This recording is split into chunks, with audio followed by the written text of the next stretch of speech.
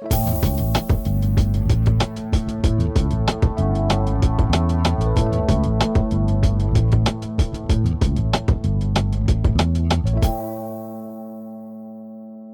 and welcome to the latest episode of the Changemakers LA podcast presented by LISC LA. The Changemakers LA podcast is a tribute to the people and the policies that make LA neighborhoods good places to live, work, and play. I'm Miranda Rodriguez, Deputy Director, here with my co-host Alex Dawson, Senior Program Officer at LISC LA. In today's episode, we'll be talking about the importance of supporting capacity building programs for diverse small businesses to ensure that we have a pipeline of contract-ready local businesses for upcoming public and private contracting opportunities. Joining us today, we have three guests. First is Howard Baum, Deputy General Counsel for the Housing Authority of the City of LA, who also sits on the Board of Directors of the Housing and Development Law Institute. Howard is a lifelong Angelino. He currently oversees all HACLA contracting and procurement operations totaling over $46 million annually. His responsibilities include supervision of HACLA's award-winning Section 3 program and related Let's Get to Work campaign and small business campaign titled We're Open for Business. Both of these programs were recipients of the NARO National Awards of Merit, and his procurement operations have been recognized by the U.S. Communities for Innovation in Procurement Practices. Welcome, Howard. Thank you. Also here we have Eletrice Harris, a proud native Chicagoan with high energy, enthusiasm, and passion for mentoring design students and teaching architecture. Eletrice is an experienced project manager, administrator, and architect with more than 20 years of experience, who has a true passion for developing young minority students interested in architecture and architectural students. Eletrice is a Southern California NOMA chapter summer camp director and the SoCal student chapter liaison. She dedicates her time and talent to ensure that every middle school student through grad school knows about, can pursue, and excel in the field of architecture. And last but certainly not least, we have Fred Jackson, who currently works as the Assistant General Manager of Economic Development and Workforce Development Department for the City of Los Angeles. Fred is a Southern California native who has focused on real estate planning and development throughout his career. His 25 years in the industry bring experience in comprehensive urban planning, economic development, redevelopment, and residential and commercial development. Fred is a member of the Urban Land Institute, American Planning Association, and Congress for New Urbanism, and he's a former commissioner on the South Los Angeles Area Planning Commission. Welcome, Fred. Welcome, Eletrice, and we look forward to the conversation. Thank you. All right. So our guests today are all in some way, shape, or form taking an equity approach to how they procure and contract in the affordable housing and infrastructure and other major industries. These change makers are leading the charge to facilitate economic mobility for residents and small businesses that are often left out of large supply chain and procurement opportunities. So to get just a sense of scale and the impact that these efforts can have, the city of LA itself currently spends more than $10 billion in over 500,000 transactions annually. And we anticipate money from the $1.2 trillion infrastructure bill to trickle down to our state and local governments. So through targeted and intentional supplier diversity programs, policies, and resources, we know that we have an incredible opportunity to ensure that those dollars benefit diverse small businesses and disadvantaged communities throughout the county.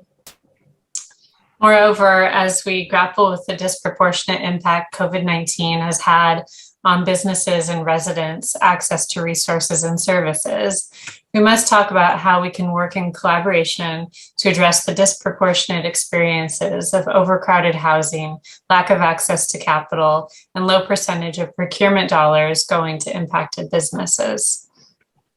Our guests are pioneering new approaches to facilitate measurable and equitable outcomes in our challenging industries. Now let's dig in and talk a little bit more about what you all are doing to support equity outcomes and supplier diversity in each of your areas of expertise. And we're going to start with a question for Eletrice. DEI is a very popular topic of discussion right now. Many corporate brands and municipalities have outlined commitments, but some have challenges creating measurable impact. SoCalNOMA's DEI challenge works with construction firms, architectural firms, and agencies to operationalize these intentions. Can you tell us more about SoCalNOMA's DEI challenge and the qualitative and quantitative outcomes it aims to achieve? Yes, we launched our DEI challenge program immediately after George Ford's that whole situation. And what happened in the industry, architecture, engineering, and construction, and with the architectural schools and just people in general, people were, declaring their solidarity to diversity, equity, and inclusion. And they were making these broad statements and posting them everywhere. And no one was really taking any action. So we decided to launch our challenge, which went beyond the pledge that everyone seemed to have been making. So all across the industry, people were pledging their support to do better and be more equitable and to come up with ways to diversify our profession, but they weren't taking any action. So what our DEI challenge did was to take all of the pledges that people were making across the industry and to present them with some actionable items that they can literally do immediately. So we came up with 10 items that people, firms, organizations could really dive into. And they were really simple things, but that helped them to really evaluate where they were and how they could move forward. So we came up with these 10 action items. We put the challenge out. We first asked them to pledge, and once they did, they went and did some introspection. We had a series of surveys that they took within their own industry or firm or organization, and then they looked at their demographics, their actions, and they were able to get points for each one of the 10 actions that we have. And then once they did their intake documentation and they saw where they were, some were extremely alarmed and others were actually doing a great job with implementing some programs that they already had in place. And then we took them through a series of sessions that presented them with ways in which they can make these changes. And we have been going strong for the past 2 years, and we're on our third DEI challenge cohorts. And these firms are making a tremendous difference in our industry. And we feel like it's because of the quantitative introspection that they are required to do every year. They need to assess themselves. And then we take their assessment of themselves and pair that with their peers. And we come out with a report each year that helps them see where they are on the bar of being diverse, equity, and inclusive. And are those results published somewhere online that we could share with folks after this call? They are not online at this time. We're just finishing our second year. And the first year we had decided only to share it with the actual cohorts who had participated. But at the end of this round, we are going to publicly share them on our website, and it will be available for you to use and to see one, who these firms are who are really taking steps and their score. So we're basically scoring them on how diverse, equitable, and inclusive they are in the industry. Yeah, and I think these assessments would be great models for other people who are interested in kind of running similar programs. We then launched the same program with our architecture schools because we felt, or the students actually asked us to do it. And so we actually have a sister DEI challenge for colleges and universities. Great, thank you. Fred, this next question is for you. So we know that the city has been doing a lot to improve access to city contracts and the overall sustainability of micro enterprises and small businesses within LA. This includes the launch of the very exciting new ramp platform and some technical assistant and other incubator programs that you guys are rolling out to increase small business capacity and eligibility for contracting. So why is infrastructure like the city's ramp platform important to improving equity outcomes in the contracts and procurement system? And what role do you think this is helping the city play in the larger supplier diversity ecosystem or landscape? Well, thanks, Miranda and Alex, for this opportunity. Yes, the Regional Alliance Marketplace for Procurement, RAMP, and similar platforms are extremely important and necessary to improving and to providing equitable access, as well as opportunities to a diverse constituency of stakeholders, businesses, vendors, and other companies that have traditionally been underrepresented and underserved.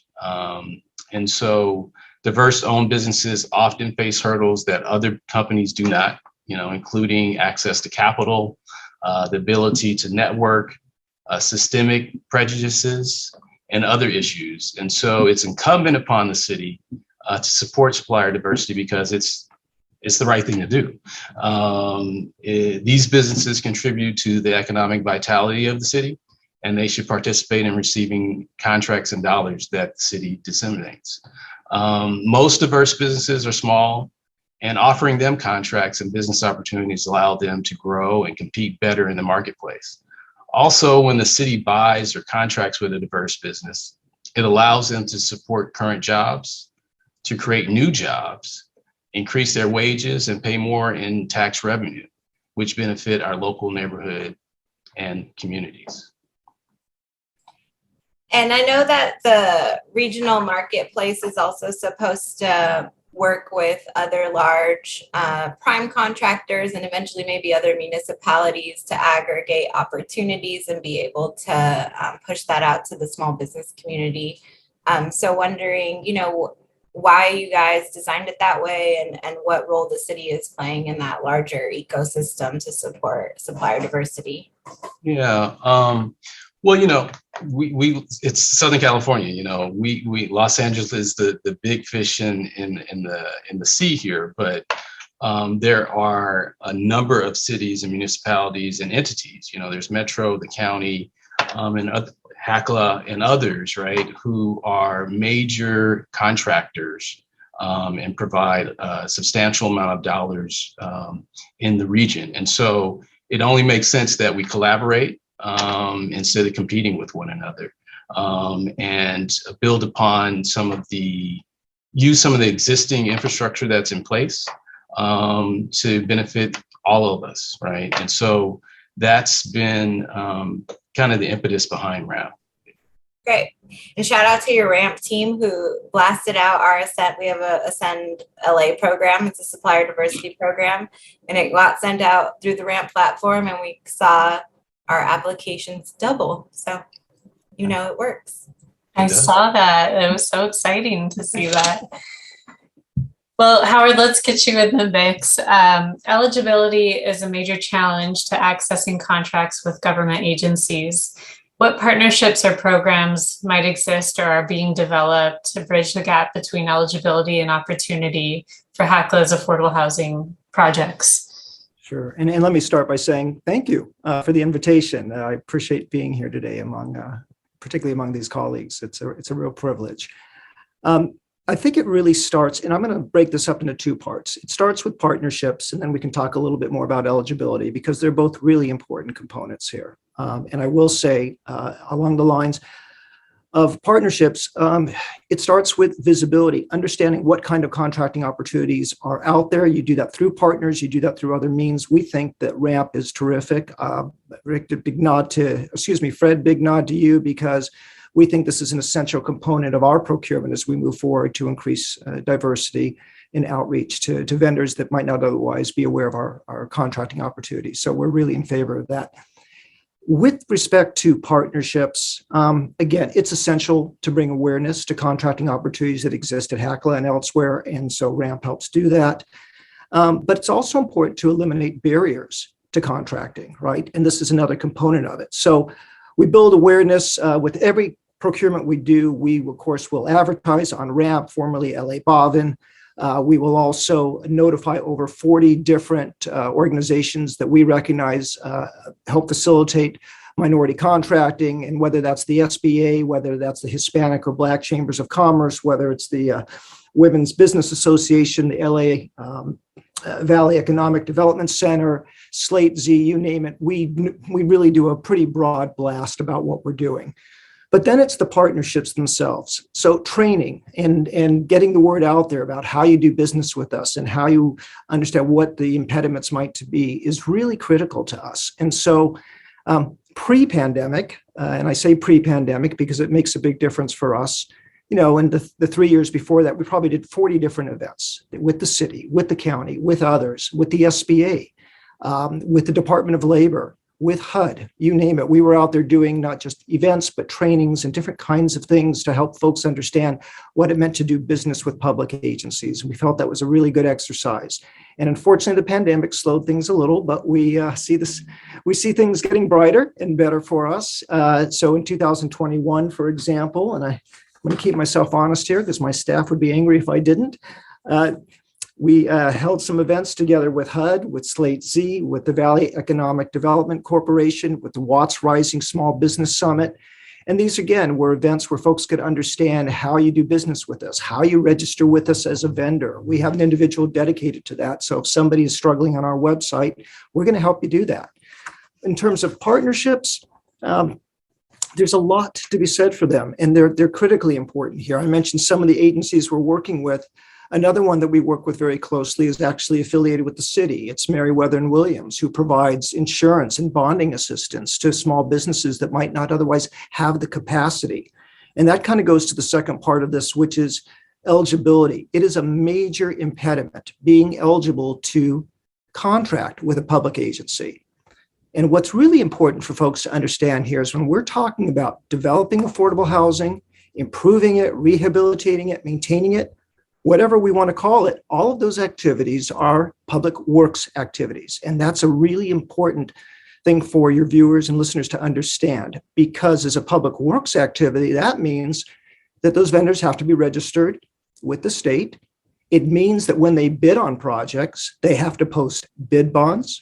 If they're awarded the work, they have to post performance bonds and payment bonds, etc. And these are things that may be new to them that they don't have to do in the private sector. So even those who are well qualified and experienced who want to make that transition find themselves sort of facing all these different barriers and things they may not be familiar with. And so it's really important that we help them understand what those barriers are. And that is the purpose of many of the trainings that we've been doing in partnership with others.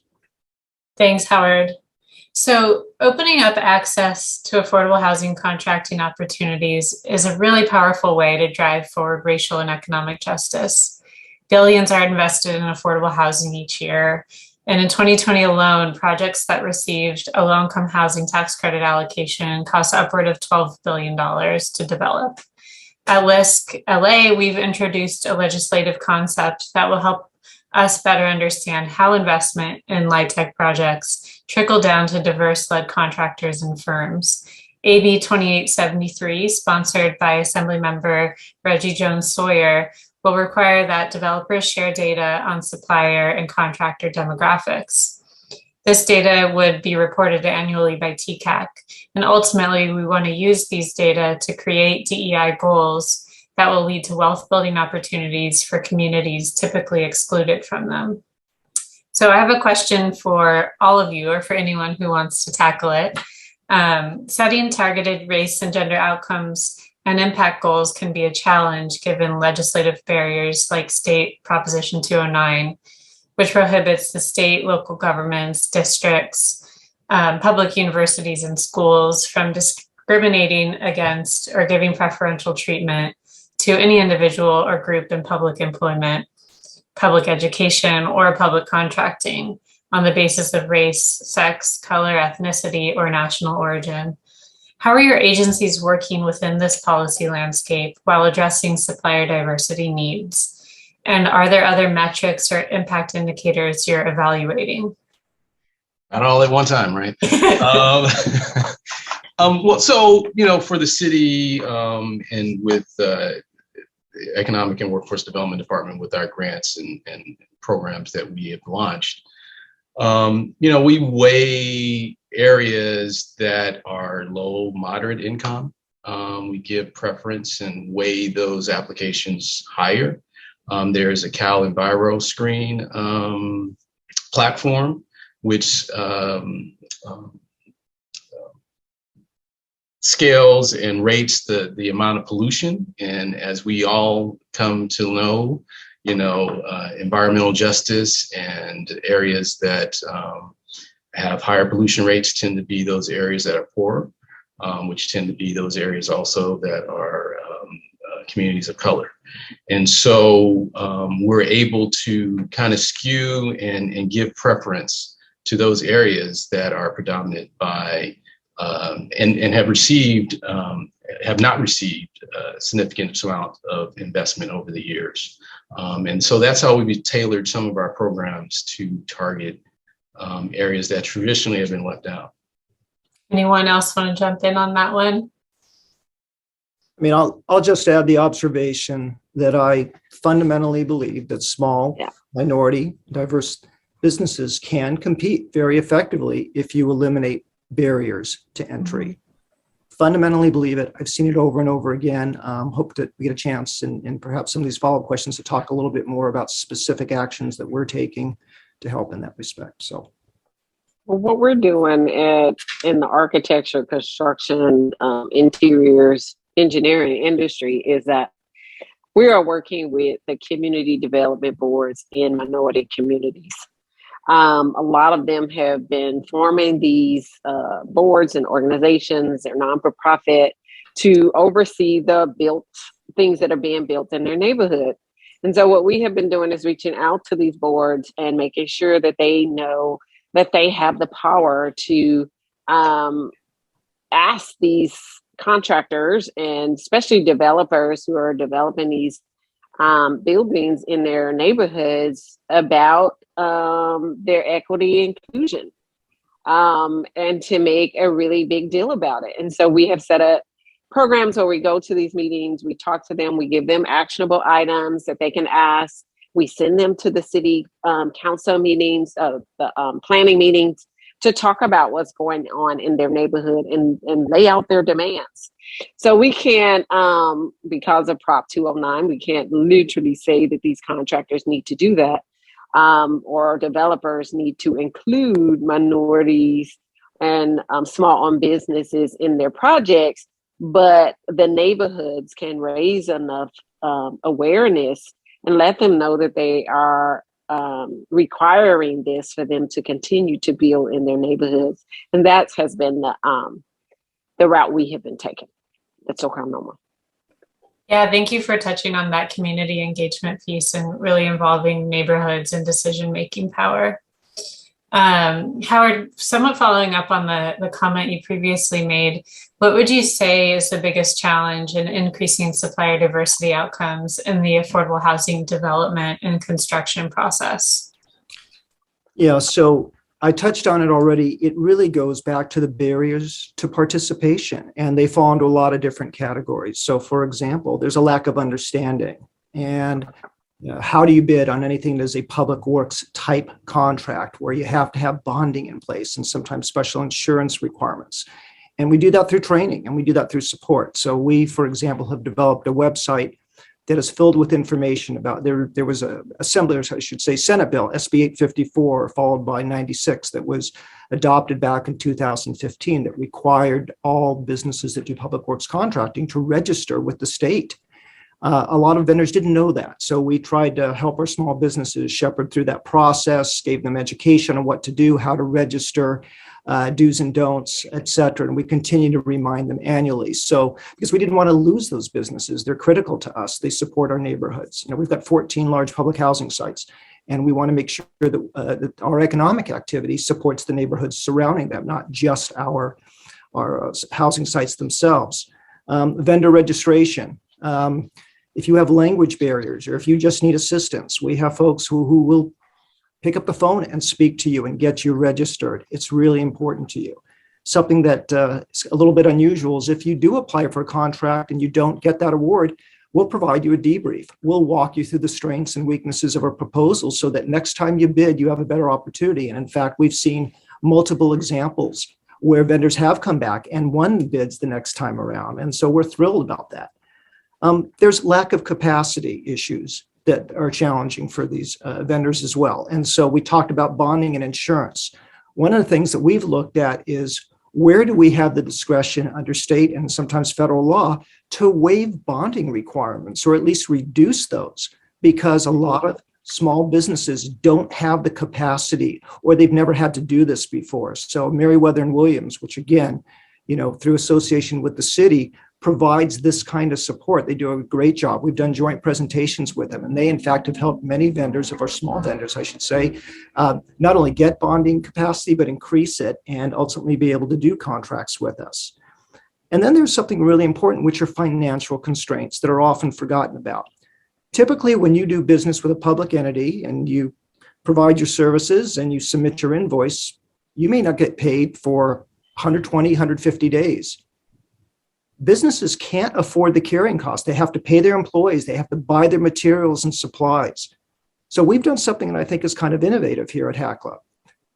We moved from net 90, 60, 30 to pay immediately. And what that means is this. If a vendor submits an invoice to us, it's going to get reviewed immediately to make sure, of course, that the work has been performed or the goods have been delivered and that whatever they've provided and billed at aligns with the contract. But once they do that, it gets processed for payment. So we can process payments in as little as a week. More frequently, it's probably 2 weeks, but it's well under this 90, 120 days that a lot of vendors are accustomed to and have to live with. So we think that's really important. All of these sort of little pieces come together. I mean, we try these things, but we're more concerned about outcomes than we are really with just sort of these inputs and thinking they're going to work. We've talked to our vendors. One of the things that we also track is our MEBI-WEBI participation. And for those who aren't familiar with the terms, WEBI is a women-owned business or business-owned enterprise. A MEBI is a minority-owned business enterprise. And when we spend our federal dollars, we track what we're spending towards with all of our contractors, and particularly with respect to MEBIs and WEBIs. And over the last 4 years, we've averaged 40% of our contracts going to MEBI-WEBI organizations. We're really proud of that number. We are still a work in progress, can always get better at what we do, and we'll continue to do that. But, again, outcomes are what really matters here. We've got to be good listeners. We've got to really sit down with our vendors, understand what their constraints are so that we can do a better job. I mean, 2 weeks is pretty impressive. I don't even think LISC can, as a nonprofit, gets our payments out that quickly. So bravo to HACLA. So switching gears just a little bit, this question is for Eletrice. So we know that you have a passion for working with BIPOC students that are interested in architecture from elementary school to high school.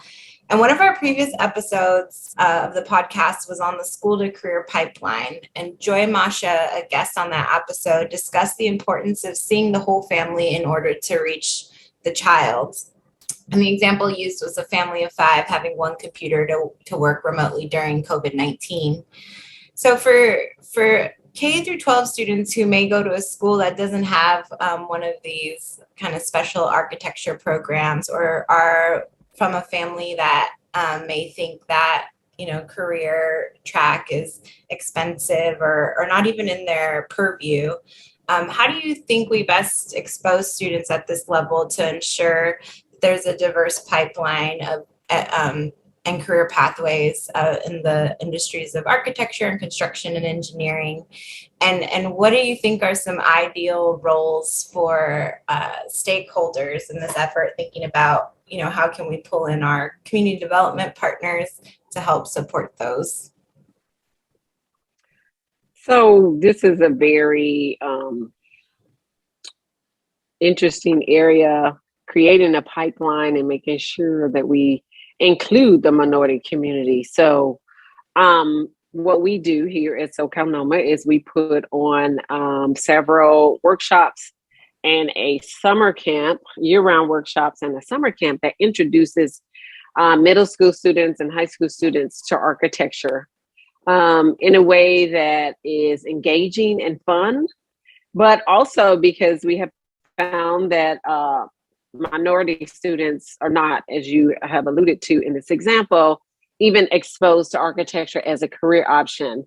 They haven't seen anyone in their community that's an architect, and their parents might not even comprehend like exactly what we do. So exposing and promoting it is really not happening in our minority communities. And so what we did is took it upon ourselves to create an avenue and an opportunity for them to do that. We think this is very, very important. And our pipeline actually goes from middle school all the way to licensure and practicing in the architecture, engineering, and construction industry. The way we bring in stakeholders is that at each one of these stages, it's very important that students know, well, we take architecture in, for instance, we are just the start of something being built, meaning we design it. It then moves to the next modality, which is to engineer it. And after it's engineered, it has to be built. So we bring in the stakeholders of every part of the built environment and have them to share with these students how their part or their link in the chain of building a building and creating a community. We also feel it's important that we bring in the entire community into this process. And so we give all stakeholders an opportunity to present how they affect the student. So none of this will really matter to them unless they can see themselves in it. And so we focus on the student and making sure that they can see themselves on any part of or any link in the chain. This is going to be the last question. Each of you, please do provide a response.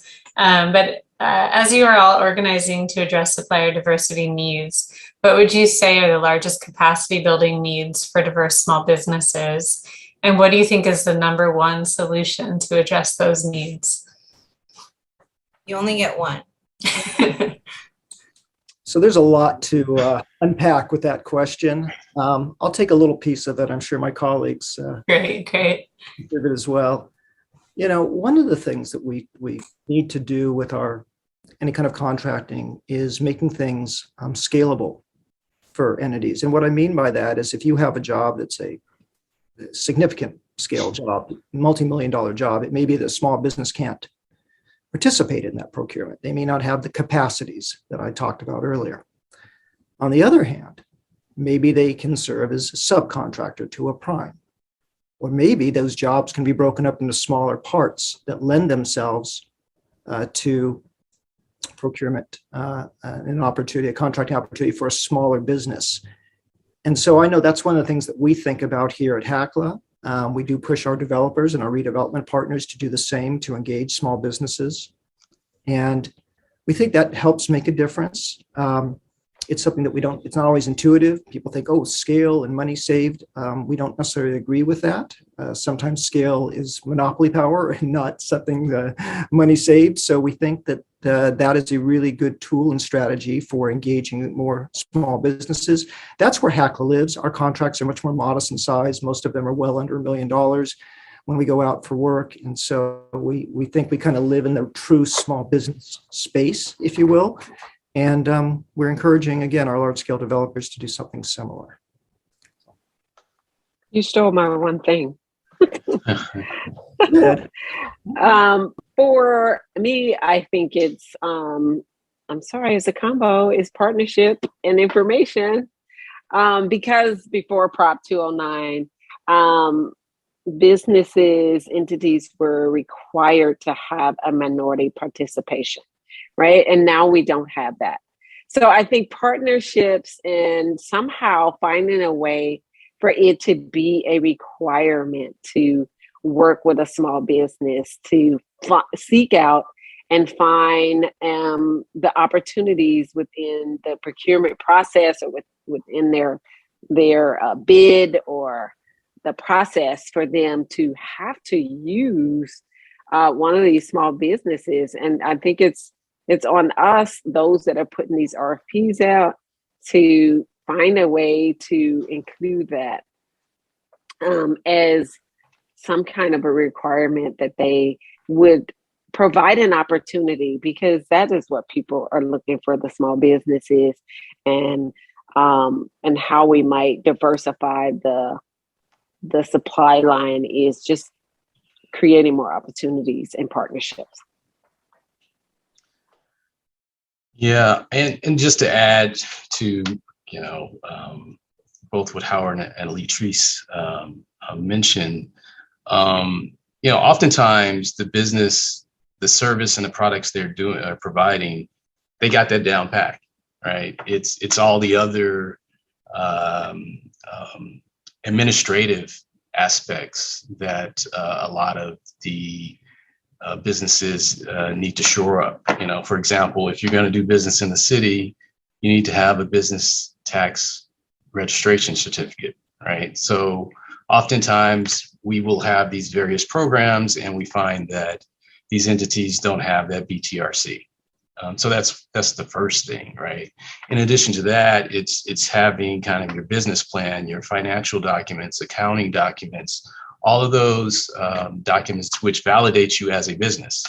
Of course, the certifications also assist and help identify you for these prime and subprime contracting opportunities as well. And so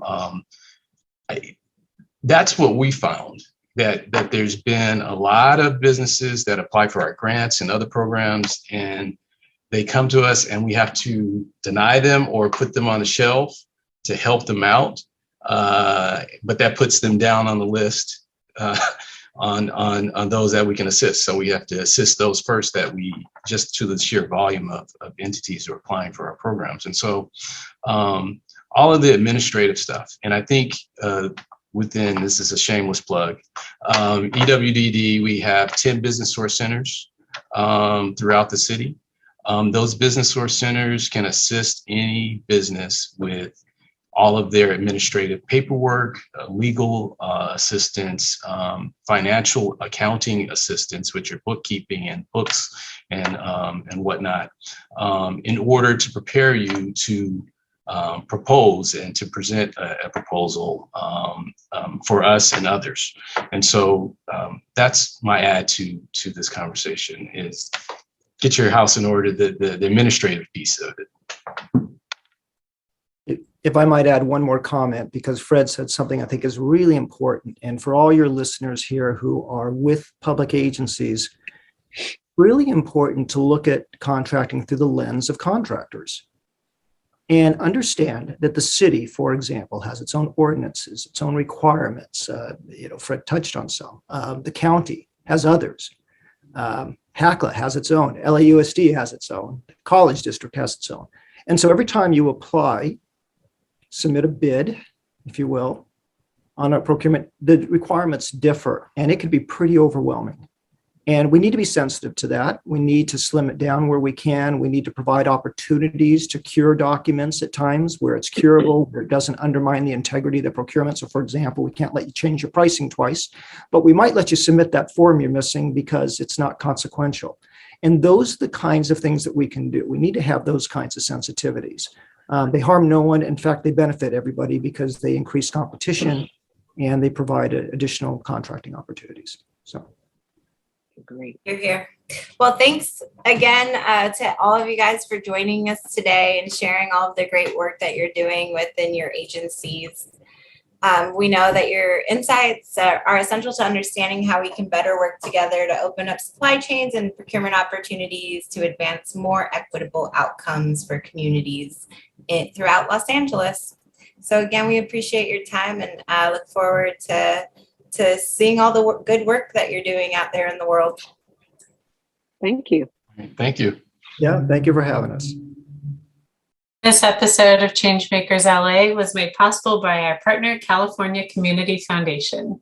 If you'd like to learn more about how we support place-based initiatives for housing and economic development at LISC LA, please visit us online at www.lisc.org/Los-Angeles and follow us on Twitter at LISC LA.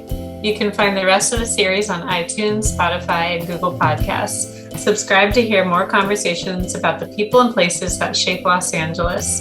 This podcast was produced in collaboration with Growing Greatness Now, a consulting firm committed to social and environmental justice.